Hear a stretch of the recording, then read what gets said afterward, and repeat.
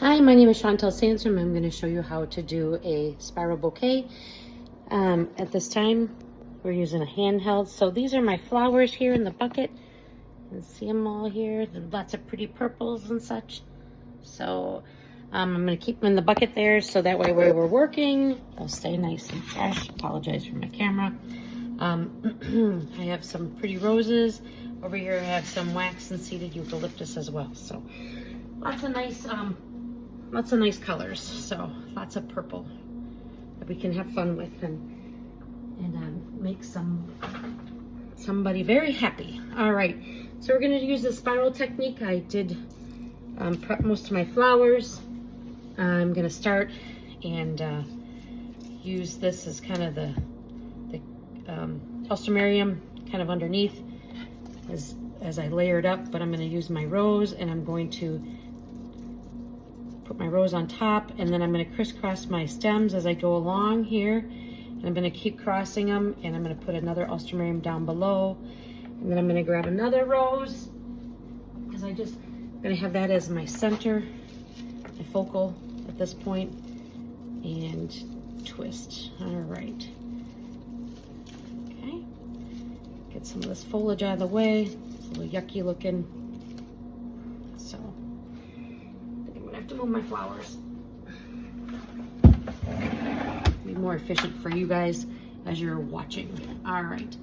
So I just like to pick and place as I go along and look as I'm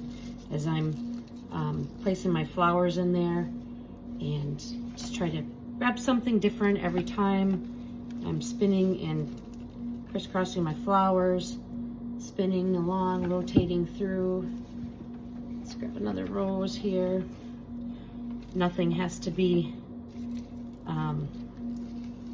so precise and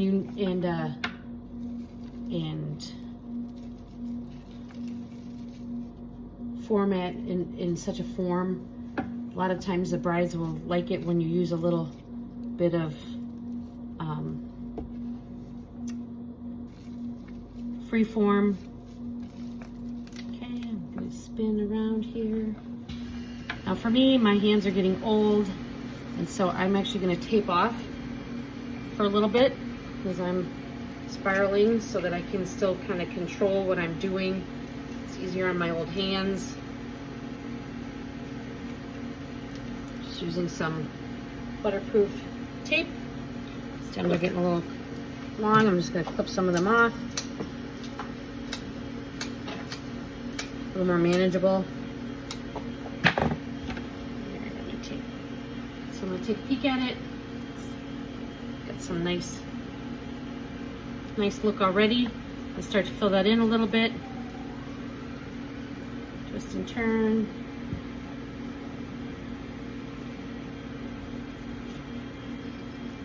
Get some of that deeper purple in there. Look nice. We could use another rose on this side, a little more balanced, but not perfect. Just a turn. Spray rose over there. Get some more purple. Let's see. I often use a mirror as well. A mirror is always nice so that I can see what it looks like, how it's going to look when the bride's carrying it.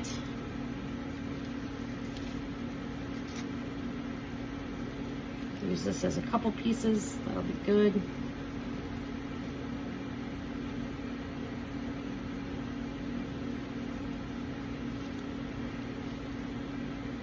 Get this flipped around a little bit. There we go. All right, I'm going to take a look. Pull a leaf off I missed. I'm going to give it a little tape again, creating that spiral technique. Although I have to admit, like I said, I do tape a few times. A lot easier for me. All right, I'm going to take a peek at it, see how we're looking.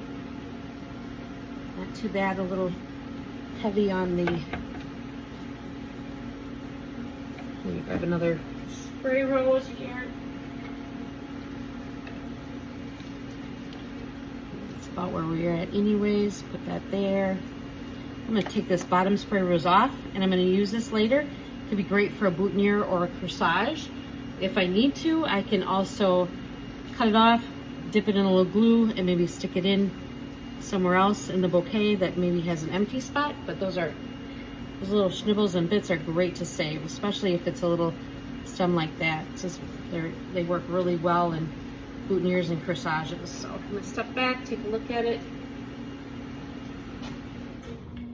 Okay, you probably have another purple down here, a little darker purple. I'm going to start to work my way down a little bit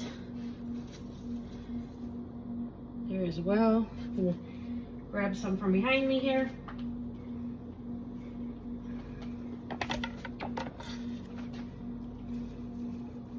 Another spray rose in there. A lot of action going on in our community, it sounds like. Take a peek here. I'm going to pause on that purple. Okay, so put a little pop there. So we got some nice texture in there. I'm going to again take this off. Could do wax as I went along. Should work as well. Unbury my wax. So my wax, I can slide it in if you'd like. And if I need to, if it's too short, I can also very easily glue that in as well. But sometimes it's nice to use this time to work things in where it looks like they're needed to give it a good overall balance. So this is a really pretty piece of wax here. Get that right up there and nice in the focal point. Looks good. I like that it gives it a little wispiness, a little dimension. Like when it has a little trail of green on the top, but yet still has some nice florets. This one's a nice piece here for the, I'm gonna put this on the outside here. Working it in, looking good. Great piece for the center. Come down here.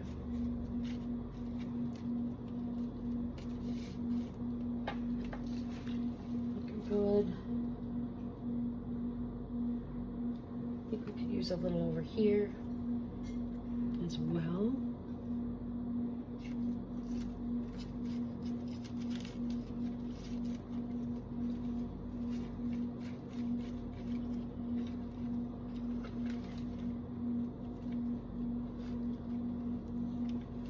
Which one that is. All right, good. Looks nice. Can use more or less, whichever a person prefers. I'm gonna tape this off again. All right, now I've got some beautiful seeded eucalyptus. I'm just gonna put a little on the outside there to finish this off for the bride. It was so nice. I actually hated to even cut up the big stems that it was. The seeds on it are absolutely gorgeous. Nice and full. This makes for good stuff. If they're a little short, I might need to replace them here. That one looked a little short.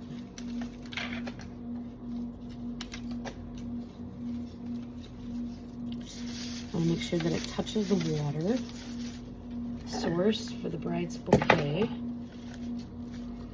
or I have to seal it off with some glue. That will work too. Get some good texture. Take a look. Still spinning around.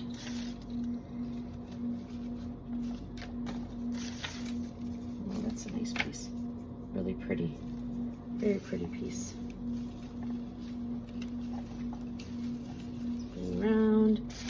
Keep working your bouquet around.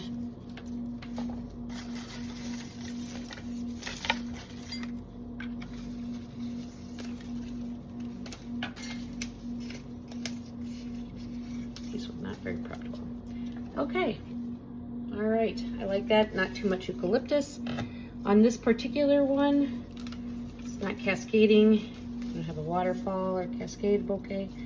Just doing something. Spiral, anti, texture, pretty colors.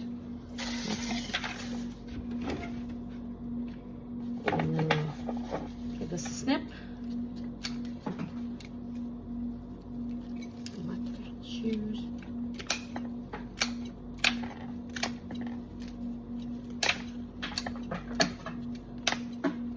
Some are actually making it in the wastebasket below.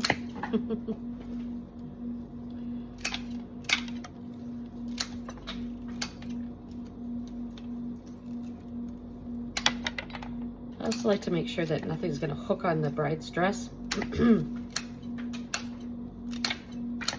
All right, here we go. Pretty, pretty. So now we can finish this off with a ribbon.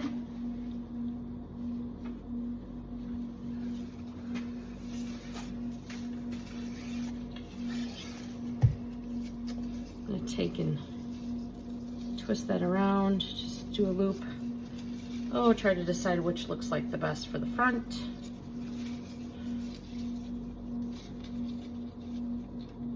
Loop it up here. On the back side here, I'll show you making a loop. And I'm gonna twist my ribbon starting from the bottom and working my way up. Cover up my mechanics, my tape. Works out great. We'll wrap this around nice and tight, and we'll also can use some little glue strips to do this on, to tack it on too as well if you want to, depending upon which technique you like to tie off your, finish off your bouquet.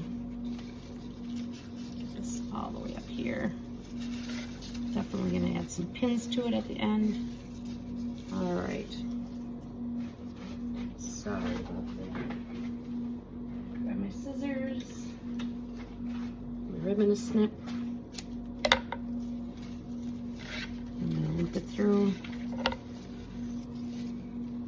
And pull the end. And then snip it off. Snip it off. There we go. So we have all of our mechanics covered, which is great. Back here as well. And then you can always use a pin, a couple corsage pins to stick in there to hold that ribbon in place, which works out great. So a lot of times people's hands get a little sweaty. That stuff slides around, such, and get wet. I always like to put a crystal blue pin on the back of every one of my bride's bouquets. Just it's my signature, I would say. Put it on there, back there. Little pin, and then you can. It also helps show the bride where the back of the bouquet is and where they're supposed to hold it. Yeah, there we go. Spiral bouquet. Ta-da! Thanks for watching.